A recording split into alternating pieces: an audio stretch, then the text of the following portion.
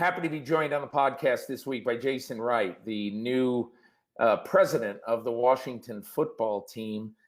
And Jason, I think a lot of people basically look at this as a very historic hire. You're the first Black person to be the president of a National Football League team. Now, the NFL is 100 years old. Mm-hmm.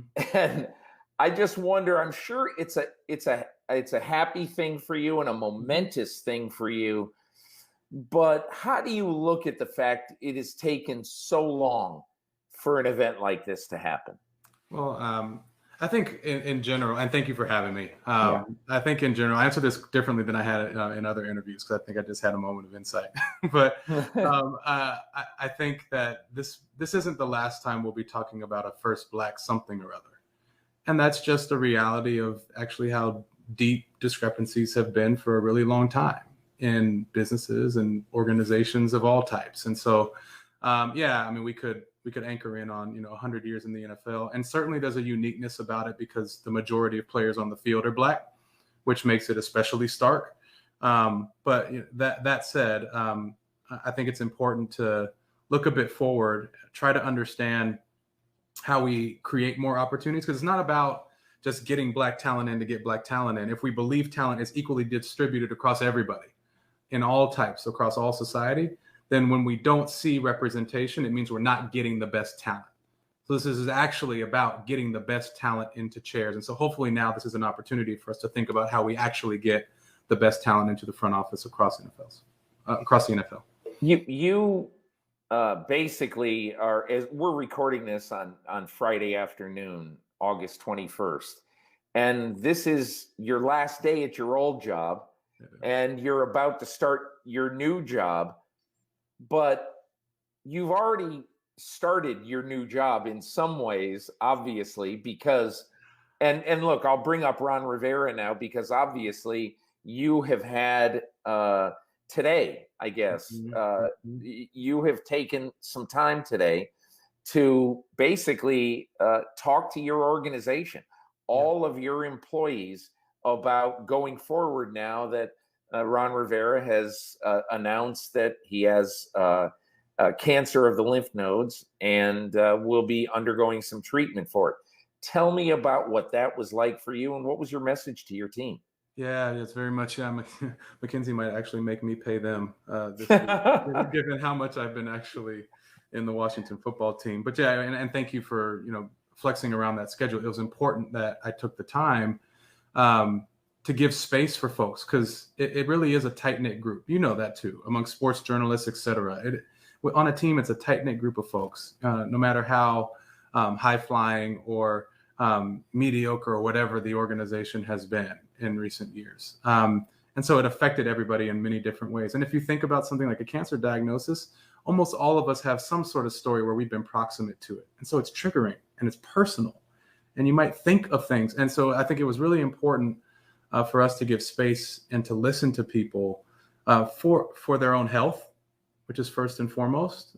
We need to be an organization that cares about our people's mental health, their emotional well-being. Number two, because creating that sort of culture and open dialogue is going to allow people to continue to do their jobs, feel like the organization is invested in them, and then by nature do better work. And also to signal a new direction and a different culture that we're trying to set. We've talked a lot about it. I've talked a lot about it in interviews. Julie Donaldson coming in has said a bunch of it. Other leaders in the organization have said a bunch of it. This is a chance for us to demonstrate that it's moving in a new direction, and that there will be forums where people are heard. So that's why it was really important for me to do today. Can you tell me a little bit about your message and what you tried to leave with your employees today? Sure. Yeah, I'll try to channel it a bit. It was a bit extemporaneous, so I'll try to call back to what I actually said. I said, number one, you've been operating in a tough environment for some time. All the research says us working in this COVID environment is just psychologically distressing. It's hard for everyone of all types, and you're no exception to that. On top of that, there's been a ton of media and press about this organization that you've given your life to and invested in that's not positive. And that feels very personal. And all that can very much feel like a weight. I shared that I understood that, I haven't felt it yet, but I understood it. And that this moment where, a bright and shining flame of the organization, something quite positive, quite strong, quite stabilizing for the organization, is in a place where he's talking about a physical vulnerability that he has. And that is something that, further puts people in a place of, wow, there's just a lot going on. This is a lot to carry. And I wanted to acknowledge that first, but then I wanted to call on the fact that, Coach Rivera has demonstrated such strength and resilience and steadfastness in how he's responded to this. He's continuing to coach. He's saying, let's carry on with the normal. I'm going to do all the right things to take care of myself, but let's push forward.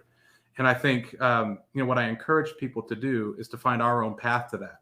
Not all of us can call on that strength as quickly as Coach Ron can or Coach Rivera can. He's a unique person. The rest of us need to kind of sort through it, admit our anxieties, deal with our doubts, all that stuff to get there.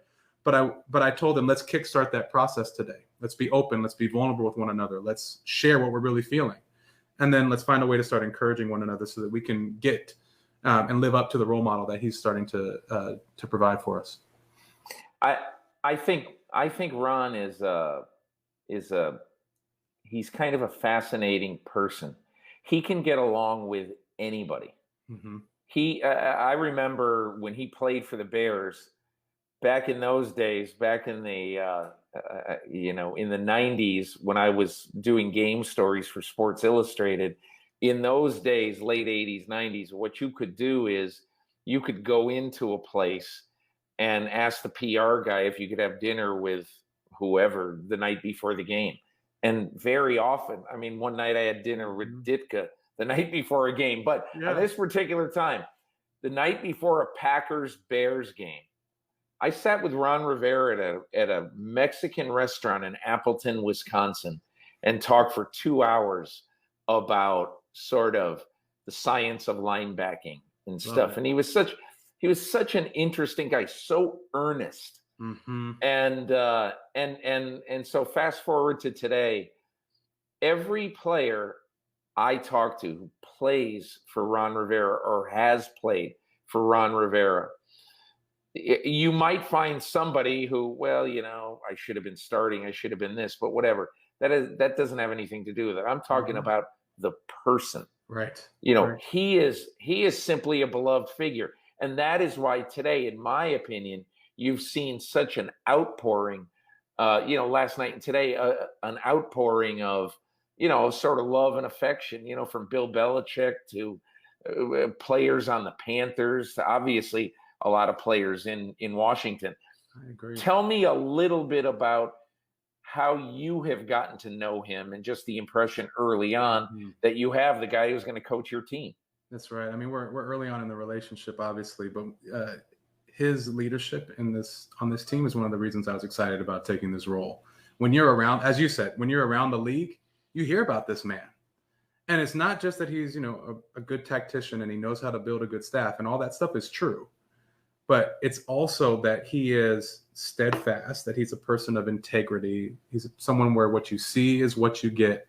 And I think especially for players and even executives, whomever it is in sports, where those tend to not be the characteristics that you apply to everything, where things shift on a dime, where there are a few sources of stability and constancy. When you find a rock like that, it is formative for your experience and you latch on to that. And that's why so many players talk about their experience with him, because he's an anchoring force. He helps people find, he knows himself, and that's why he's so stable. And then he allows all the rest of us around him to also anchor in ourselves as well. And as a player, that unlocks your performance, that makes you feel good. And it makes all this craziness that is pro sports feel a bit more tenable, a bit more digestible. You can sort of see you're making your way through it. I think that's what makes him so special. And I knew that already about him reputationally. And then in our first conversation, oh my gosh, it came across. It was incredibly clear the way he talked about his values. Very succinct, very crisp, unwavering in talking about the standards that he sets. And it was arresting to me. And everything was backed up. And I was like, this is the guy I want to work alongside. Jason, I've got to ask you, I've noticed this in some of your interviews. Your vocabulary is awesome. I mean, it's really, really good. And, I find that somebody who has a really good vocabulary had, a mom or dad or an uncle or an aunt or a grandmother or grandfather who really stressed education. Yeah. And who for Christmas would say, here, I got you 3 books this year. Tell me what you think of them. So I just want to know how you got this. I mean, I don't know, but why are you like this? You read my mail, man. You read my mail. Yes, that's exactly how I came up. That's exactly how I came up. That's exactly how my parents were. And then on top of that, my personality embraced it. I'm a nerd. I like information. I eat it up. And so you combine parents who are going to push you a ton of information all the time, a ton of resources, and a personality that wants to just eat it up voraciously, then that's what you end up with. But it isn't often that a reading nerd will get to be really good at football. And I know you went to Northwestern, but still, I wondered, was there any sort of conflict along the way between, being really well educated and trying to be great at this game?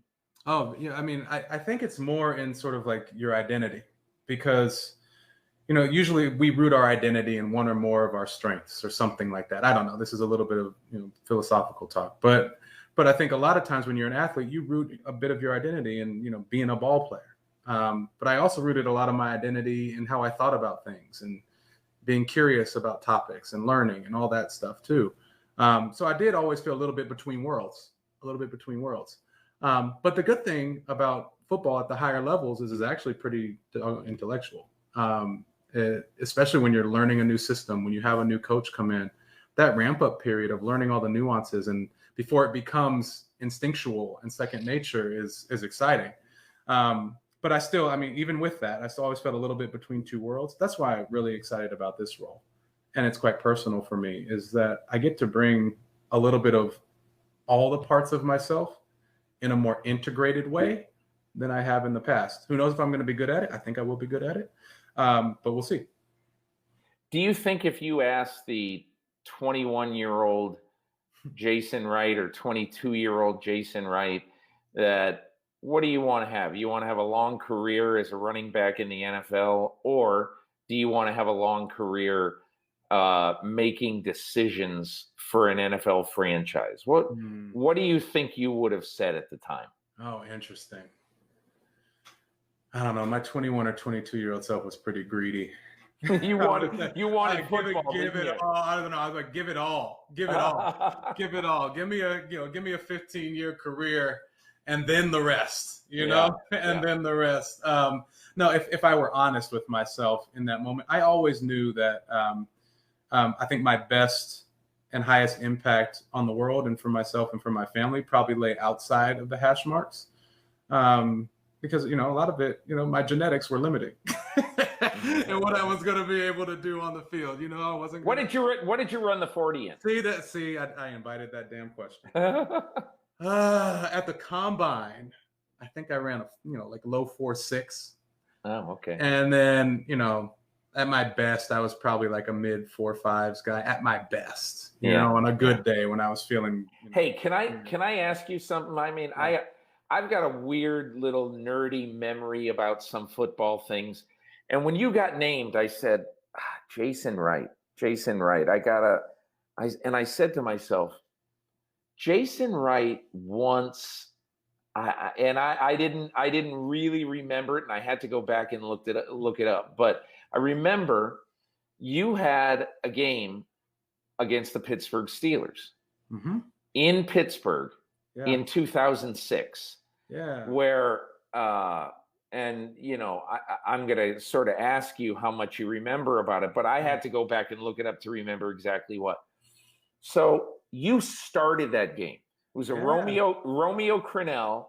You started that game, and it's Bill Cowher's last year, I'm pretty sure. Mm-hmm. Okay, Wow. in Pittsburgh. Yeah, you're on it. Both teams are struggling. Okay, you get the start, and I remember this because at the time my wife is a Steelers fan. And so, I kind of remember Steelers games, and I said, "Oh my God, they're going to lose." I remember thinking that day they're going to lose to the Browns, and it's in Pittsburgh, Yep.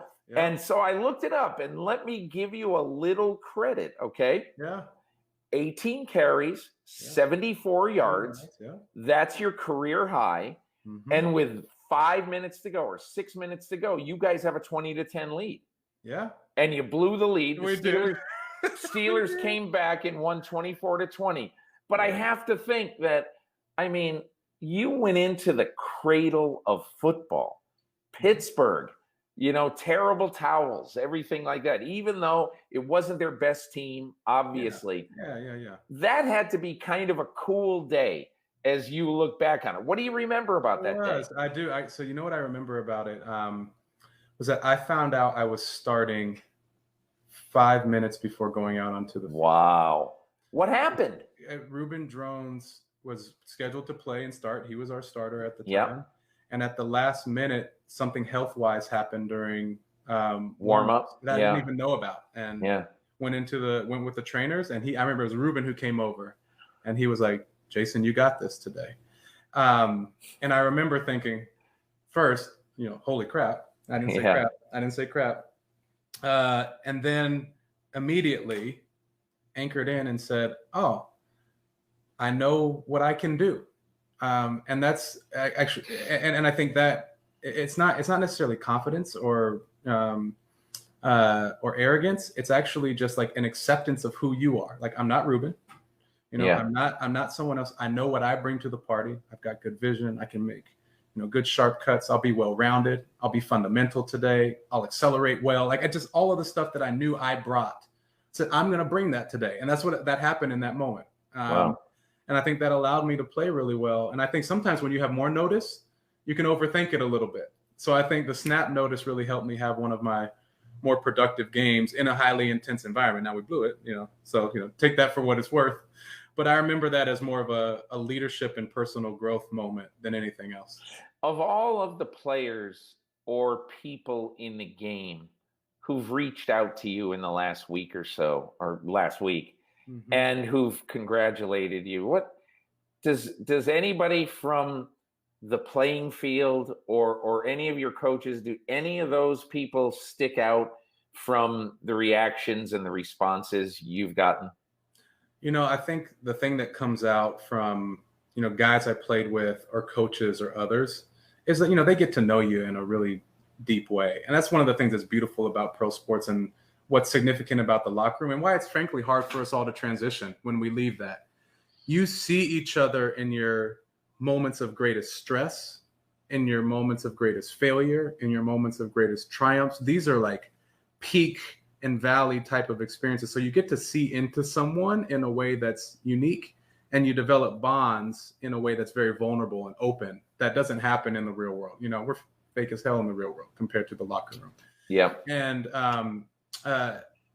those guys and gals, folks on the media side that knew me really well, reaching out meant a lot, because they said things to me that I didn't even necessarily say about myself. That they saw me in a role like this one day, and that they're proud of me for, making good on what they thought was a path that I could always go down. And I didn't have that vision for myself. And so hearing that other folks believed in me at that level, way before there was anything in my mind about being in an executive role like this, was incredibly encouraging as I faced down my new 5 minutes in the locker room, get out there on the field. There's a whole big thing to operate that's called the Washington football team, which is where I'm at now. Don't you find it really interesting that maybe over the last few years, I really have started to think about this a lot this year. When I was on vacation this year, every year when I go on vacation, I get people to write my Monday column for me. I've written it since 1997, and I get people to write this column for me. And I always look for people who are going to have something interesting to say. So this year, I asked a bunch of people, but this year, one of the people who did it was Michael Thomas, the safety of the Houston Texans. Okay. And we talked for a long time. What do you want to say? And we had some good conversations about it. And I said, listen, this is your column. You write what you want. And he wrote a bunch of interesting things, but one of the sections in the column was basically Michael Thomas. He's safety for the Houston Texans. He's not the other Michael Thomas, but he was talking about what an incredible year this is in the history of this country and how important it is for Black people in this country to right now realize what's going on. And he wrote a chunk of his column on the case for reparations. Oh, interesting. And so I remember I wrote him a note after the column and I just said, I never in a million years thought that there would be 400 words in Peter King's Monday football column about reparations, But I loved it. And I wonder, you look at Michael Thomas, Malcolm Jenkins, I could name 50, 100 players. There are so many bright guys in the NFL right now who really want to use this game to help them with a platform to build a better life, not necessarily just for Black people or whatever. I'm talking about to build a better life for this planet. Yeah. So tell me what you see maybe compared to 15, 20 years ago when you were in it. Totally. It's very different now. It's very different now. I mean, for me, and I get it, and I think I have a framework for understanding it that's personal to me as well. When I was playing, I actually saw a bunch of the value, not just in the salary I made, but in the platform I had for the ideas that I cared about or the causes or topics that I cared about.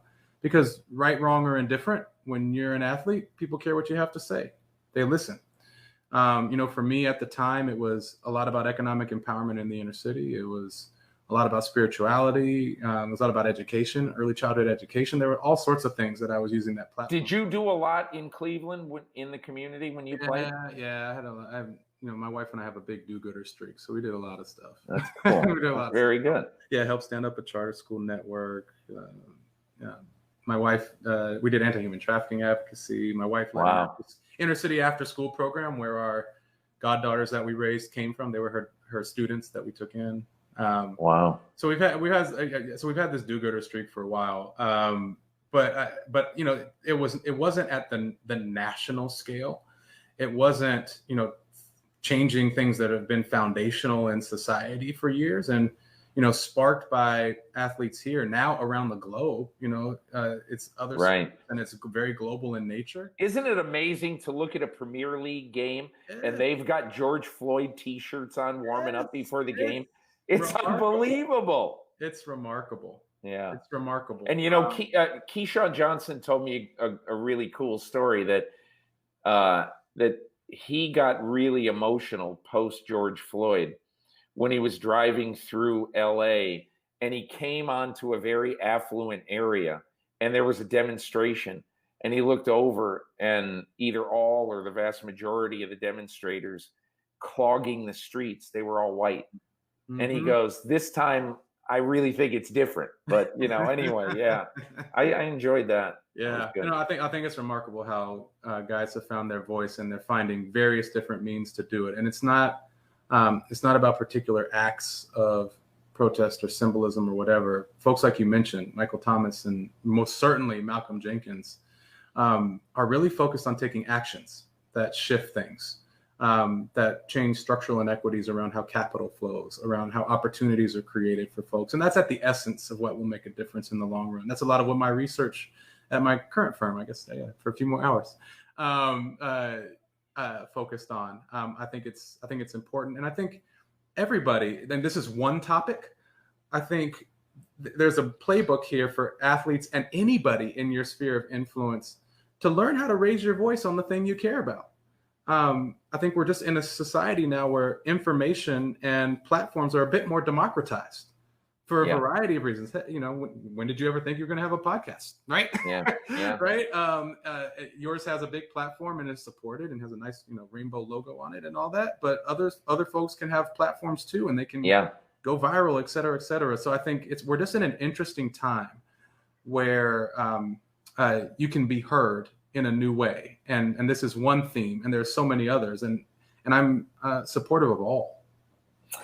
Jason, I've kept you way too long, but I've got to hit two other topics quickly, okay? Just very quickly. Number one, I wonder, obviously, you have been at this firm for a while, and part of what you do, I take it from what I've read, and you'll explain it to me, is sort of crisis management, you know, where you go in and you help a company come back from the cliff, from the edge of the cliff. Back to, okay, all right, everything's going to be okay. You know, we had a rough patch, but whatever. And when I heard that, I said, how perfect, you know, a bit of training is that? Tell me exactly what you did, or what you've done at this company, and how you think it might help you going forward. Yeah, I'm gonna be unsatisfying here because the client confidentiality is really high, but I'll try to give you what I can. I'll give an earnest try. You know, examples of situations I've gone in and helped companies navigate through. You know, they had a bit of bad luck on whatever drives revenue for them, and all of a sudden they're not going to make you know, quarterly earnings targets, and frankly, if they don't make it, then they're really in the tank, and stock price will drop to a level where the company is struggling with solvency. How do you really quickly make some hard decisions that don't destroy the business, but get you back to a good, stable place? You know, another one is, you know, we've got good performance, but, you know, our people are really unhappy. We've got rampant toxic culture going around the organization, and we have leaders that don't represent what we want them to represent. How do we fix that? Where do we start in changing our culture and getting good leaders in place and becoming a place folks want to work? You know, another one might be, hey, we discovered this whole new thing. How do we take this out to the world? How do we even stand up something new that gets this new capability or this new product or whatever out to the world? You know, those are types of things that I've helped people through and work through and lead over time. So you feel that could be an aid for you going forward in this new job? Yeah, I think it'll be incredibly helpful. You know, I've got some pattern recognitions on some of the things that we are facing as a franchise, especially on the business side. Some of the specific things we're facing, I have some pattern recognition and experience with. And for the things I don't, I think one of the things I've learned working alongside other leaders is how to build a successful, diverse, and balanced team with the right expertise around you. And, you know, in day -2 or 3, I've actually met a ton of that expertise already. There's some really great people in the organization. You know this about sports. You know, people work in sports because of passion. They can make a lot of money somewhere else typically, but they're in it because they love the game. And so they're immensely talented people in the organization that I've met, and that I know will round out the places that I'm not strong. And that's actually, I think, the key. This is a football mindset that I took into business leadership. It's got to be collaborative. Yeah, you don't need everybody to be the best wide receiver in the world. I need the left tackle to be the left tackle. And I need the X receiver to be the X receiver. And if we all accentuate our strengths and rely on each other where we have gaps, we're going to be in really good shape. It's basically, you know, I was in Tampa a week ago doing something about Brate and the Bucs. And I talked to Cameron Brate, who's one of 3 really good tight ends there. And I said, man, are there going to be enough footballs for you guys? I mean, you know, you got these basically 2 Pro Bowl wide receivers. Any of your 3 tight ends could make the Pro Bowl. And, you know, and I asked him about it, and he goes, hey, listen, we have lost so much here that I honestly do not care if I catch 0 footballs. If we win, I'm going to be happy. And he said it with the kind of earnestness. Yeah. I'm sure if it's week 8 and he's got 6 catches on the season, he's not going to be the happiest guy. Right. That gets real low. Yeah. But that's really what I found in Tampa. And I think that's probably what you'll find in Washington. I just get the feeling. Okay. So here's the last thing. I wanted to ask you about Daniel Snyder, the owner of the team. But truth in journalism here first. I want to read you a paragraph I wrote a month ago in my column after the Washington Post story broke, with 15 female employees of the team, 2 female media members alleged that there was sexual harassment by club employees. Yeah. And it's a string of everything to me with Snyder. But anyway, I headlined my little section of my column and I said, fire the owner. I said, Daniel Snyder has no business owning an NFL team. First, he stinks at it. Second, rightfully, he inspires nothing but enmity among his fan base. Third, no one wants to work for him or with him. It's a miracle he found a very good man, Ron Rivera, to coach his team. So, having said all that, here you are, this high-flying, really bright guy, doing very well in life at his job. Now you're going to run Daniel Snyder's team. And I just wanted to ask you, I hate to ask you a one-word question, but why? Why? Yeah. I mean, that's fair. I think, with Coach Rivera and Julie Donaldson and myself, we might be disproving one of the points in the paragraph around attracting, arguably good talent that's willing to work there. I'll tell you why for me. It's because once we met, the conversations I had with him, I can only describe as surprising to me. Because I read stuff. I know external reputation. But then when I sat down with Dan and Tanya, and I wouldn't leave Tanya out of this picture. They are very much a team. When I sat down with Dan and Tanya, the conversation was different than I would have expected. Yeah, we were going to talk about business. Yeah, we were going to talk about the franchise and its future and expanding value and all that. And we got there, but we started in values. We started in talking about culture. They started to talk about words that I'd heard Coach Rivera say, a culture of inclusion, a culture of transparency, a culture of accountability. And we talked about it in a way that was tangible. It wasn't like it wasn't a football press conference. Right. This was in the weeds of what does it mean to have a culture like that? And we talked about what Coach Rivera was doing on the football side, and we brainstormed together what that could look like on the business side. And I heard real raw accounts of what they considered to be their mistakes in the past. And I shared mine as well.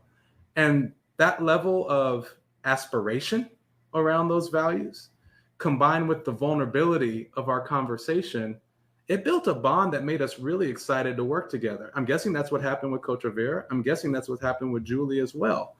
That is what got me here. And so, maybe counterintuitive to what folks think outside in, that got me excited, but that's still not enough because words and emotions are one thing. And I am a highly emotive guy, but I am not an irrational guy. At least I don't think. There are clear steps that have been taken that made me think it's more than just words. Coach Rivera and Julie Donaldson are part of that. The independent investigation is part of that. Swift movement to take people out of the organization that were already revealed as bad apples. That's part of it too. All of those to me are signals that there is more than just talk, that there's action. And that we're actually moving in a new direction, on us to prove it or not, And can you ever be 100% certain? Sure as hell no. But I'm incredibly confident today. I'm fresh off a call with Dan and Tanya that was around our values, our culture, and what we're trying to build. Nothing's changed. So I'm excited. God, are you going to the office on Monday? Yeah, as long as I get through my COVID protocols. Wow. Yep. Have you done the testing so far? I'm in our process, and I'm grateful to all of our guys who are leading this. Our head trainer, Ryan Vermillion, Chris Bloyer, Paul Kelly, Rob Rogers, all the folks who are working this right now are doing a fantastic job. It's quite rigorous. I'm actually very familiar with navigating COVID. That's something that my company's been helping businesses with. And I think they're doing a good job. Isn't it amazing? Isn't it amazing when you think about it that right now, out of 2,700 players in NFL training camps, there's only 4 in the COVID IR protocol. Yeah. That's I have to tell you, I'm shocked. Yeah. Every other day, there's a baseball team that has to cancel games because they have multiple people in, testing positive for COVID. And look, I have no idea what's going to happen. Exactly. No, I don't. It's very much a moving target, but I don't think anybody could have expected for it to be 0.2% of the players. Right. You know, it's a great start. It's really, it really is. Yeah. Start, but we're gonna have to be shrewd. If COVID, if anything, is unpredictable. So I expect us to be able to need to change the operating model. I expect us to have to shift. Once we're traveling to games, it's going to be a different beast. Like I get all of that is coming, but I really have a lot of confidence in our ability to execute right now.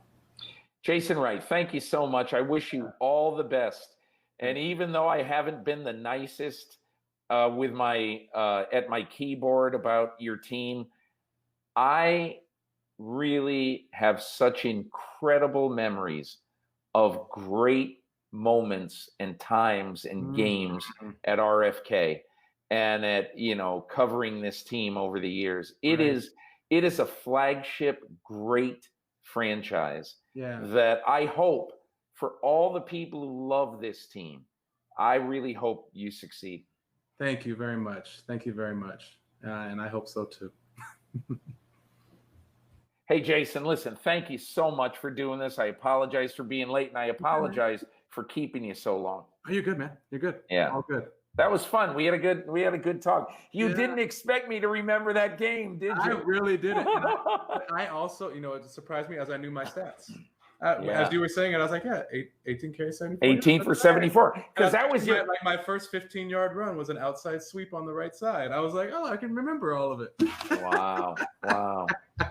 Hey, who hit you the hardest in the NFL? Oh, that's a good question. The hardest I was hit was Patrick Willis. Wow. I ran, classic little angle route. I was a third down back, so I was always catching passes out of the backfield. We were playing the Niners at home in Cleveland. I ran an angle route. They were in cover 2. Okay. And so you're not supposed to throw the angle route in cover 2. It's a man-to-man throw. Yeah. Quarterback decided to throw the ball to me in cover 2. I knew I was going to get hit. I decided to man up and reach for it. No alligator arms. I decided to man up. And I just remember kind of hearing the sound like, and I sort of my feet were over my head. The ball was gone somewhere. Yeah. God knows where the ball was. And I remember popping up, not knowing exactly which direction to go, saying something to Patrick Willis, if it was him even. Maybe I was somewhere else. Maybe I was near somewhere else. Yeah. But I remember saying something to him because I had to talk some trash and going to the sideline and just going, and I woke up the next day and I didn't even know it. That hit had torn a bunch of ligaments in my thumb. My thumb was like this big the next day. It was just unbelievable. Hey, it's like Bruce Smith once said. He goes, a football game to me is just a series of car accidents. And he goes, if you can't take it, you got to go do something else. That's right. Anyway, that's right. Hey, well, listen, thanks so much. Look forward to meeting you, talking to you, and all that. Yes, likewise, Peter. This is great. Thank you. Hi, I'm Mike Tirico, and thanks for watching. Make sure to hit subscribe for the latest news and highlights from NBC Sports.